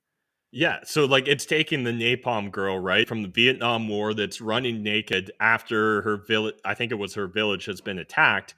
And if I'm remembering my history correctly, right, she's been severely burned and she's running by herself, but it's showing Mickey Mouse and Ronald McDonald holding her hand. And now this is really just, I think, again, everyone's free to interpret art however they see fit. But in my opinion, when we're looking at this, particularly through what I believe Banksy was trying to highlight for us, was understanding that these giant corporations, these multinational corporations, are often going to provide a certain social commentary, right? That like maybe they don't or whatever, but they're still oftentimes profiting off the backs of individuals in third world countries. So the piece highlights the multinational corporations who exploit less developed countries, which often have little or no laws around child labor, health and safety standards, and minimum wage. It highlights corporations' subtle conquest of the economies of less developed countries. So just because we don't go in with guns blazing these days in order to essentially conquer a society, a region, or a country, oftentimes through corporations, we're able to achieve that. And I think that you're even seeing that with the Silk Road 2.0 these days with China, right? With the CCP party creating these trade deals with African nations where it's often putting them in a level of debt or a situation where they end up having to literally hand over, say, like their national airport or major infrastructure projects in their country, which essentially causes them to be indebted sometimes permanently to the Chinese, to the CCP party, which really puts them at a disadvantage to be able to continue to develop into potentially, a first world or modern power. And then looking through modern examples of culture jamming, and this is one that I have a strong opinion on. I'd love to get your thoughts, Adam. Quick before I even explore the subject matter, what's your hot take when someone, manipulates a media headline, right? I'm sure you've seen it once or twice before, but someone goes in and they maybe edit a few keywords and then reshare the video. One really popular one right now that you've probably seen on Twitter is this video of a bunch of people in body bags. And then there's a tagline at the bottom that says, 159 or 160 people killed in most recent conflict in Ukraine with Russia. And then it shows someone literally like moving in the body bag. And there's all this political outrage around it. Well, spoiler alert, that's not actually a real headline and that's not a real news clip. That's actually from a previous point in time. I believe it was in the Ukraine, but it was around climate change protesters that were protesting how we're all going to die from climate change if something doesn't get done about climate change. So these people were protesting in the body bags. They weren't actually pretending to be dead soldiers or dead citizens in the current Russian Ukraine conflict. And I think that video clip, if I remember correctly, was from like 2017, 2018. And yet, again, this media hoaxing has caused a lot of people to use it as proof that the Ukraine conflict's fake, or that the media is trying to get us into a bigger war than what's currently going on with that conflict. So yeah, Adam, hot take when it comes to media hoaxes. Yeah, no, I think it's very dangerous, especially because I think we're living very busy lives right now, and I think the general prevalence in culture right now is to have very quick, short attention spans, and so people don't often actually click past the title. And so the example you gave was especially dangerous when we're kind of seeing a bit of a bait and switch. And as soon as you had said that, I actually thought you were going to bring up another story, because there are many examples of this, about the reclaims this year, in the past year or so, when COVID was at its peak, that ivermectin was causing hospitals to be lined up, and people with gunshot wounds were dying in the hospitals because they couldn't possibly get treatment because all these people were overdosing from ivermectin. Of course, that's not possible. Ivermectin, you'd have to take in such incredible doses to have that thing. And then when they dug a little bit deeper and started disproving some of these claims, they found out that, much like the example you gave, the photos were actually from a completely different year and time. And it was pointed out very quickly by consumers of this that, like, hey, it's the middle of summer in Oklahoma. Why are these people in the photo wearing jackets? And Mm-hmm. and so I do think, though, that when an article like that gets posted, people are, it appears as if they're more likely to read the headline and repeat the headline than they are to actually click in, inform themselves, read through the whole article. And that's where I think this becomes very dangerous. Yeah, and it ends up putting like, it's so hard these days to trust anything you see on social media because some of these deep fakes, these media hoaxes, fake news being propagated so far and wide. And you almost have to become like an investigative journalist or a detective in order to try and get to the bottom of it. However, when it comes to media hoaxing and fake news and things of that nature, I think that there is a few things for us to distinguish. But before getting into that, Kim Capria, I should say, of the fact checking website Snopes.com has stated that in America, fake news is a bipartisan phenomenon, saying that there has always been a sincerely held yet erroneous belief that misinformation is more red than blue in America, and that has never been true.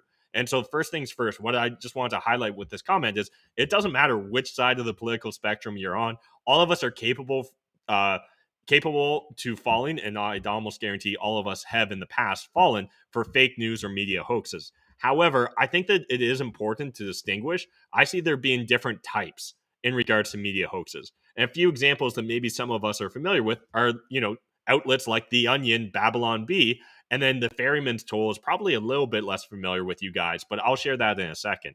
Now, in my humble opinion, I don't have issues with things that are known as satirical news. So, like The Onion, Babylon Bee, they own the fact that, like, this isn't real news, right? And someone that reshares a story from The Onion or Babylon Bee, I kind of feel like that's almost on you, right? And you're just showing, like, your political bias and how extreme it is. The fact that you wouldn't even look and be like, oh, yeah, it's from the Babylon Bee or The Onion. Like, they don't claim to be real news.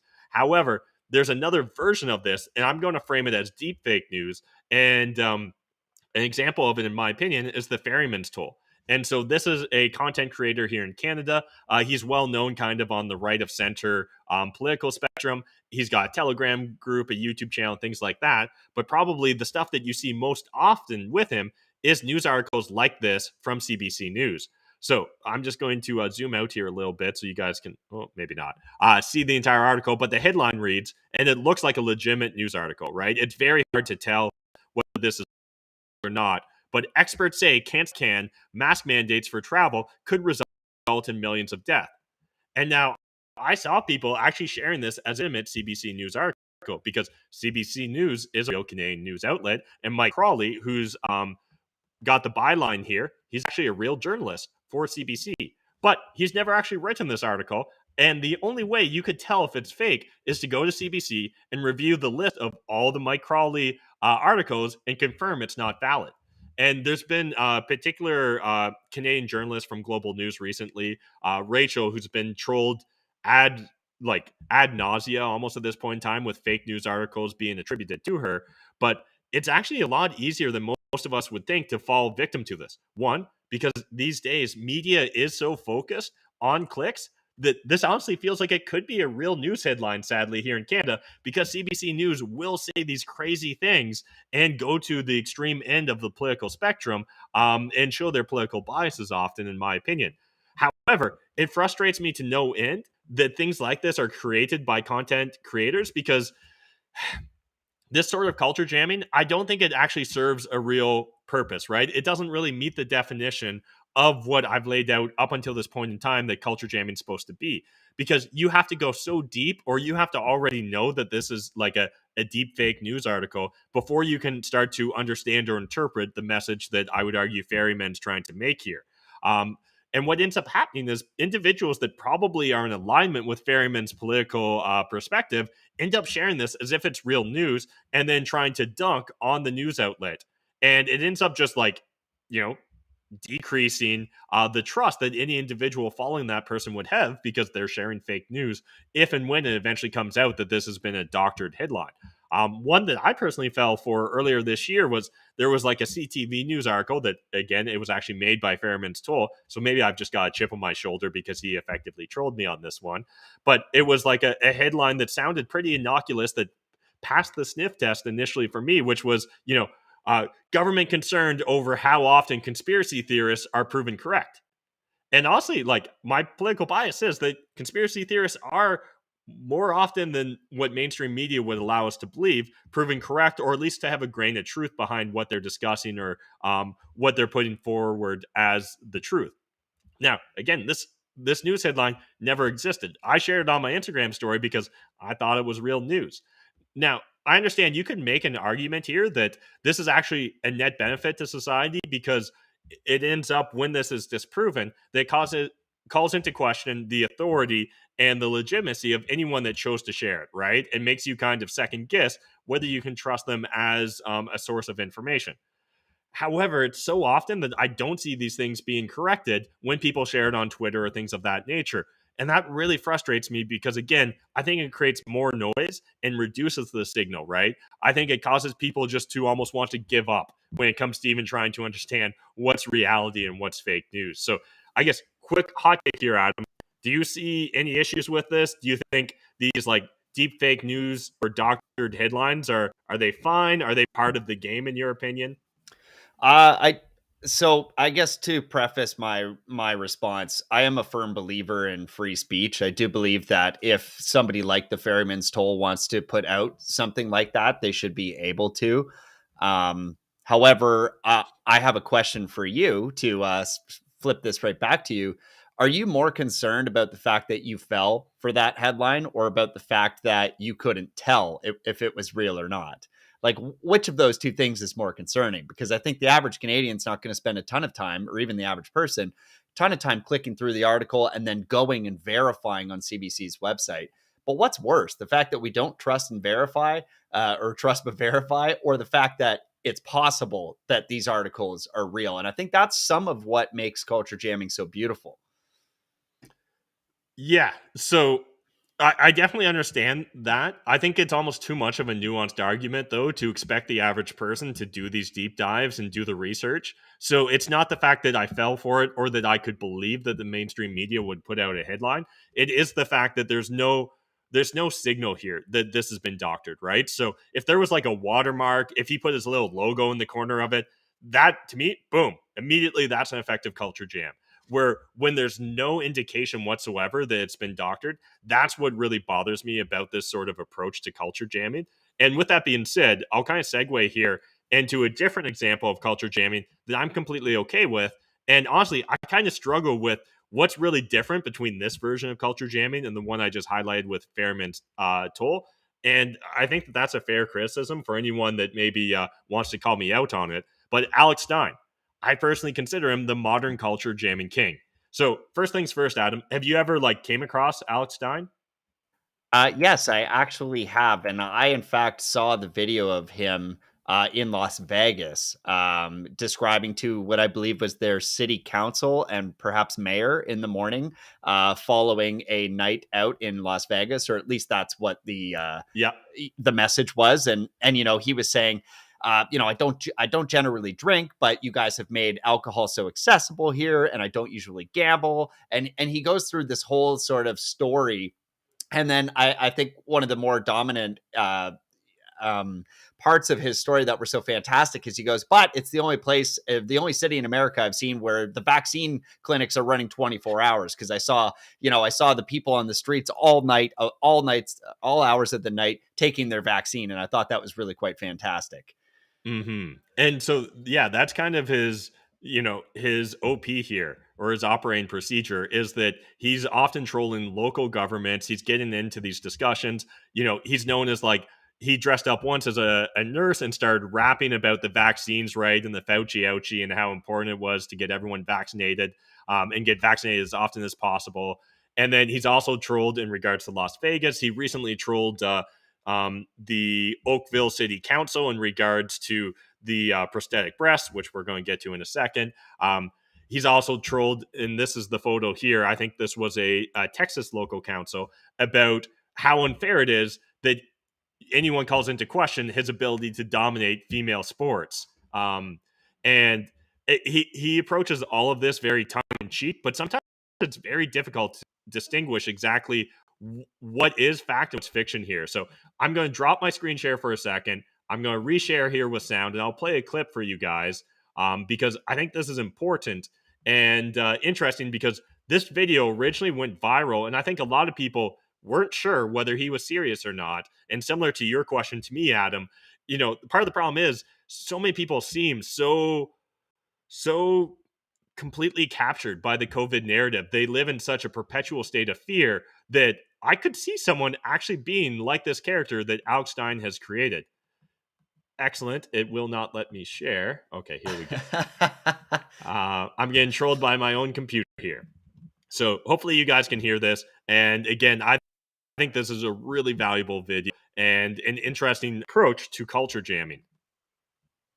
Please stand up. Vaccinate your mom. Vaccinate your dad.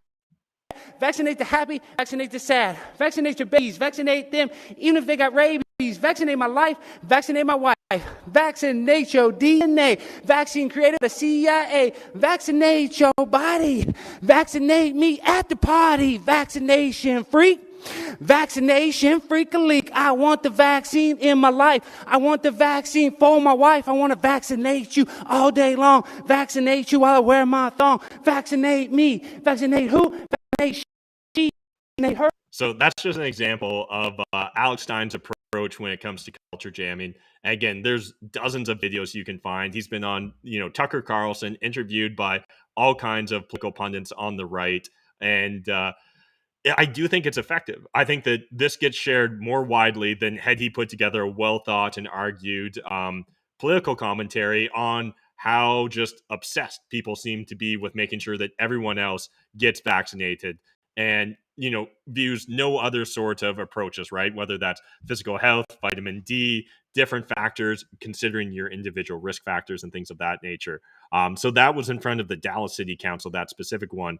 But it's fascinating, his approach here. And I think that we're going to see a lot more copycats in the future. And specific here, when asked about his approach to culture jamming, Alex Stein has commented, "Everyone sees nurses dancing on TikTok, so it's not that absurd," he says. "I want people to see my video and not know whether or not it's real. Questioning is almost as good as laughter. People need to ask questions." And there's something very Kaufman-esque about this, in my opinion. I'm a huge fan of Andy Kaufman. And those of you that haven't, gone down the rabbit hole, really encourage you to watch the movie about Andy Kaufman called Man on the Moon, starring Jim Carrey. There's as well a documentary about the making of it, which I think is Andy and Jim is the name of that documentary that you can watch on, I believe it's Netflix.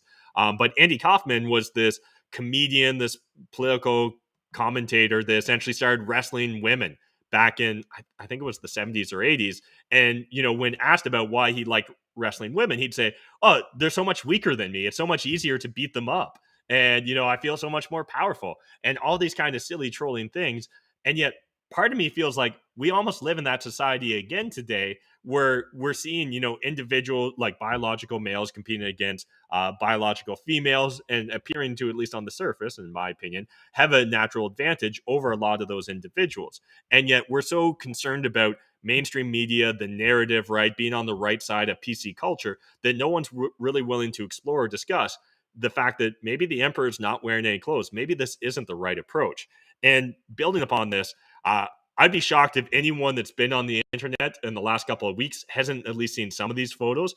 But this is a photo, this is a real photo, this is not doctored or fake news, of a Ontario school teacher in a shop class. And these are the prosthetic breasts that he is wearing while teaching these children.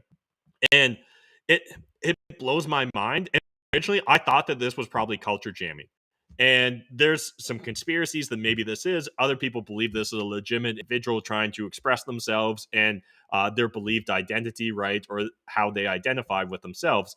But this straddles the line so much that I think it's almost impossible to truly determine whether this is effective culture jamming or not. And one of the conspiracy on why this is culture jamming is some previous students of this teacher have said that he's red pilled, that he's often dropping, discussions and topics and explorations of ideas that would go against, PC culture. So who knows? Hopefully we'll eventually get an answer to this. But to me, it's fascinating to see this playing out. And in my opinion, there really is two approaches to this, right? There's a sincere individual who believes wearing giant prosthetic breasts is part of living in alignment with their true identity, or it's a perfectly executed culture jamming commentary on how our institutions have been completely captured by woke ideology and identity politics to point that they cannot point out the emperor is not wearing any clothes, or in this case, that it's absurd to subject high school students to weird sexual fetishes. And, immediately once this kind of broke out and went viral, we saw people protesting at the school. We actually saw, believe it or not, the Ontario education minister saying, hey, maybe school boards should re-examine dress policies for teachers. And there's no way we would have ever heard that had it not been for these video clips going viral, right? For a few of these photos popping up. And when asked for comment, the school responded. And again, this to me is a perfect example of how woke culture has captured a certain aspect of our society. We strive to promote and support a positive learning environment in schools consistent with the values of the school board, continued the statement, and to ensure a safe and inclusive learning and working environment for all students, staff, and the community, regardless of their race, age, ability, sex, gender identity, gender expression, sexual orientation, ethnicity, religion, cultural observance, social economic circumstances, or body type or size. So the school also has pointed out that its dress code only applies to students. Dress codes must prevent students from wearing clothing that exposes or make visible genitals and nipples. And yet this teacher with their prosthetic breasts is very clearly, showing off their nipples. I don't really think there's too much of a discussion to be had there. And so this to me just like raises a few questions that I want to explore with you, Adam, and I'd love to have our audience as well. Either jump in the live comments right now, comment if you're watching the replay of this video, or best, join our Substack and leave a comment on this Substack article, or join our Telegram group and share with us your thoughts and opinions. What's your thoughts on culture jamming? Have you ever had a meme change your mind or cause you to completely question a position or view that you believe to be settled? Who's currently crushing it at culture jamming, in your opinion? And do you know of any resources that that teach you how to participate or improve at culture jamming? Because, like I said, this teacher is either playing 4D chess, or there's actually unintended consequences to their decision to essentially display themselves in this manner. And I personally think the jury's still out here, but we find ourselves in fascinating times where school boards, where those that essentially are put in positions of power over children, deem this as acceptable behavior. What are your thoughts here, Adam? Yeah, Matt, I literally had never considered the angle that it was possible this was a culture jamming activity. But when you lay it out, it actually could make a lot of sense. Like, if this guy's really trying to push an agenda, this is shocking. It's absurd. it is challenging probably the beliefs and value systems of the parents at that school and to other members of the school board that are decision makers. And I think I mean, if that is what's happening here, that is an incredible risk to take on that individual's behalf, but also like a very interesting way to change somebody's mind. I mean, that's very different, in my opinion, than some of the other things that we looked at, like, say, for example, the billboard that you showed us, or even the Banksy portrait. The ability to use your body or use the real physical world to do this too is definitely another level of this, and very shocking. I mean, when I first saw these articles, I was like, wow, this is mental health. This is a bad mental health issue, and certainly inappropriate if nothing else. But you just actually perhaps changed my mind a bit, that if this was culture jamming, like, what an effective tool. Because I think, to your point, there's no way we would have ever had those conversations like, hey, we need to censor or address this dress code with the teachers. And I'm sure there would be many other examples of things that may come across as sacred cows, right? Things that we're not allowed to touch in society. Exactly. That term sacred cow's perfect, right? Because we see this woke orthodoxy, right? This woke narrative throughout society that you're not allowed to question.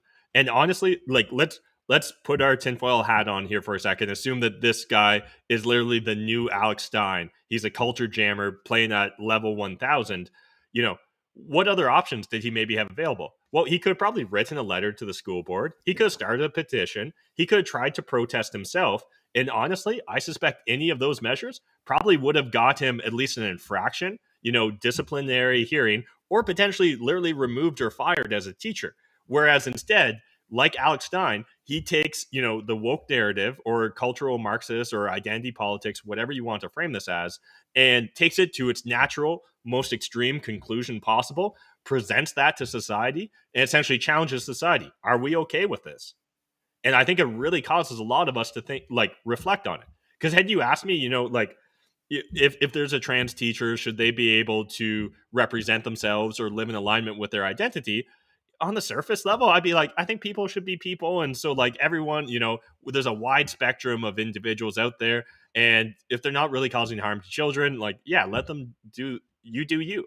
And yet when I see it framed this way, I'm like, I don't know, my spidey senses, something just inherently in me is like, whoa, let's pump the brakes here for a second and really think about the society that we want, right? Like, should this individual be able to take it? And, I've seen other individual political pundits like Tim Pool on his show explore it even further.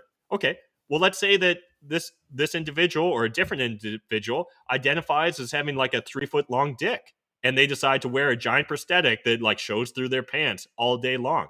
And let's say instead of a high school teacher, maybe they're a preschool teacher. Is there any issue with that? And again, if nothing else, this is sparking a discussion and a debate that I think is important to society and something that we should be going eyes wide open into, rather than simply like hiding in fear from the woke orthodoxy.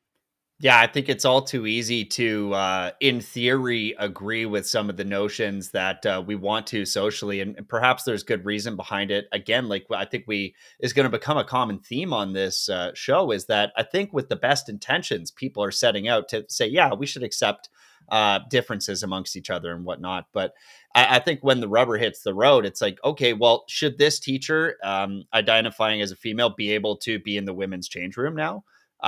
Should other students who are identifying that way, like, sure, maybe it's fine to dress like that, but is it fine then for them to be in the change room, in the bathroom, playing sports against other people of that same sex? And it's like, man, I think that's where we ask some real questions. And if this is level 1000 culture jamming, I mean, what an incredible way to do it. And I think one of the things you mentioned there, Matt, that I thought was very brilliant is just like taking it to the natural extreme.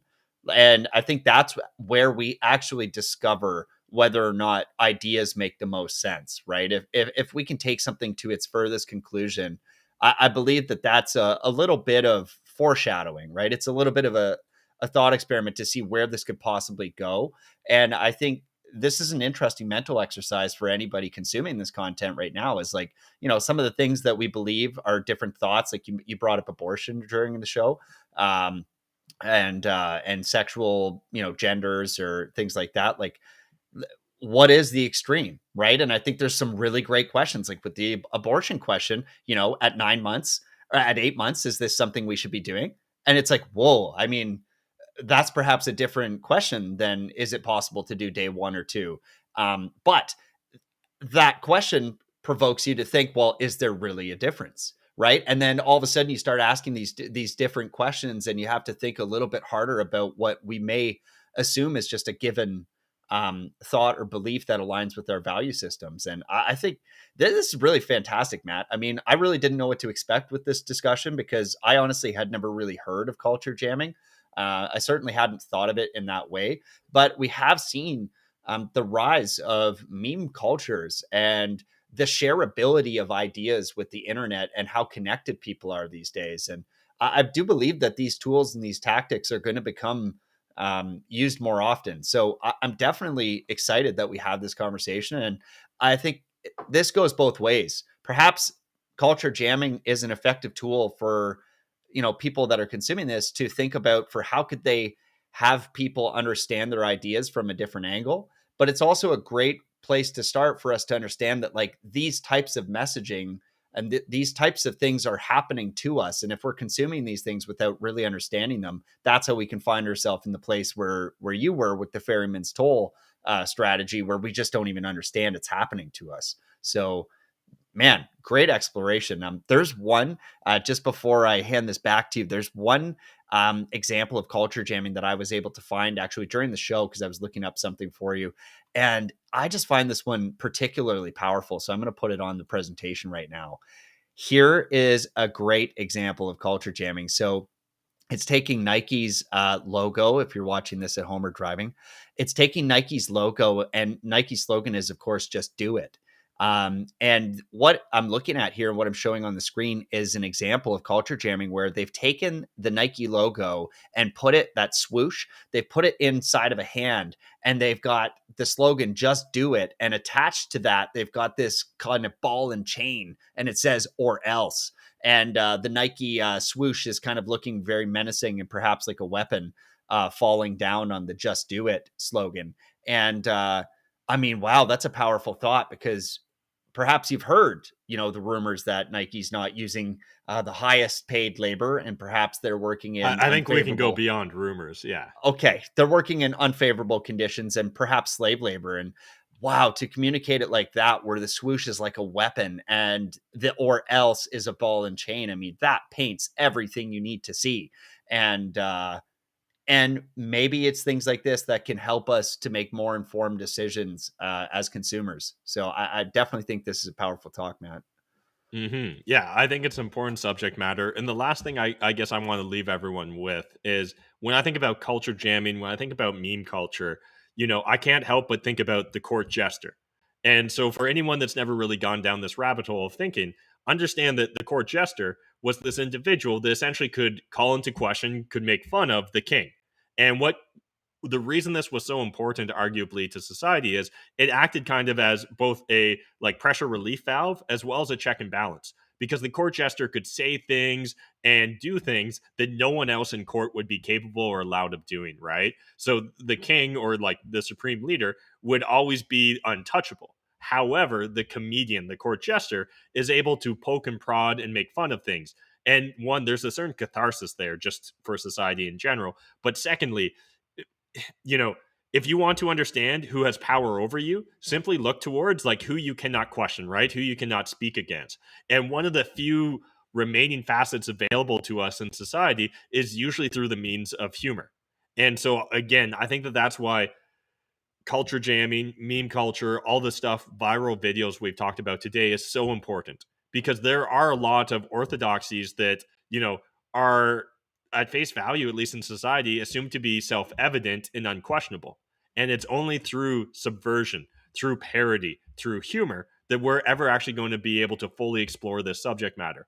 And it's important. I'm a free speech absolutist. I think people should be able to say and essentially do anything they want, short of like violence or direct calls to action of violence, or that would immediately cause direct harm, right? So like shouting fire in a crowded building when there is no fire, causing a stampede and causing people to die. Yep, that's probably a step too far from a free speech perspective. Everything else should be free game, in my opinion. And that's why I think, and that's why I wanted to share with you guys the importance of culture jamming. So again, appreciate it, Adam. I'll leave everyone with one last question here before we jump off the stream. I hope you guys enjoyed this video. If you did, make sure you're subbed on the platforms we've talked about. Smash that like button. Leave us a comment. It really does, if nothing else, mean a lot to us. And we appreciate that. But are you guys okay with this person teaching your children? Are you okay with this person, leading a high school class? And I think if it wasn't for this photo, if it wasn't for this sort of display of it, a lot of people would have assumed point blank yes. But it's important that if nothing else, again, you may come to the conclusion that this is completely acceptable. And I think that that's, within your own rights to make that decision. However, let's at least have the conversation. Let's be free to have the conversation. And if you don't feel like if you feel like there's an important subject matter that you're not free to discuss, maybe you should consider subverting the mainstream orthodoxy. Maybe you should consider getting involved with meme culture and culture jamming, because these are important conversations, or at least I absolutely believe them to be so. And again, appreciate everyone watching this video. Yeah, I absolutely appreciate all of you watching. And I think maybe a great introduction as well to some more fun culture jamming is just through the act of listening to some of our greatest comedians. I find stand-up comedians are some of the ones who do this the best by reframing problems in different ways and making us laugh at things that we generally perhaps think of in a different way. So absolutely appreciate all of you guys. And we're going to leave you at that. We'll see you tomorrow. We've actually got a fantastic show programmed for you about dog training.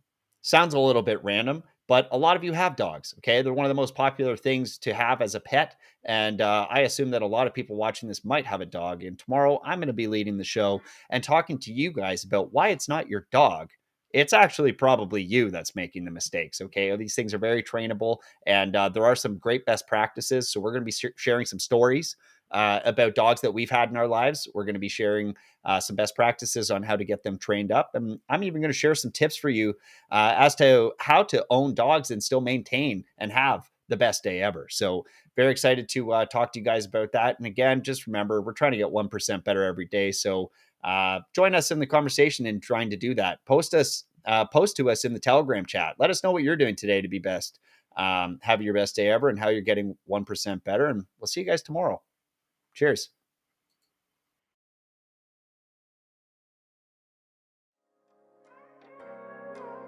They say life is what you make it. So what happens if you actually try? What if you actually tried to get your mind right?